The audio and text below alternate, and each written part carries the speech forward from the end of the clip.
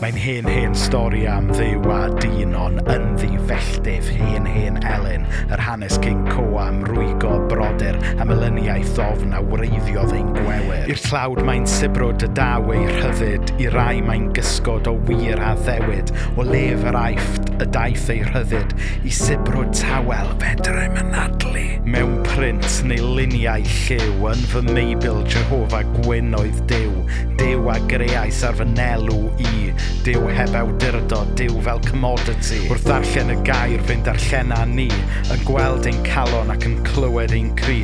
Nid propio'r chfygu ond gair sy'n ein plygu, yn gostwng y balch yn codi'r diryn, a'n cyhoeddi fod hi'n gwell yn teyrnasu.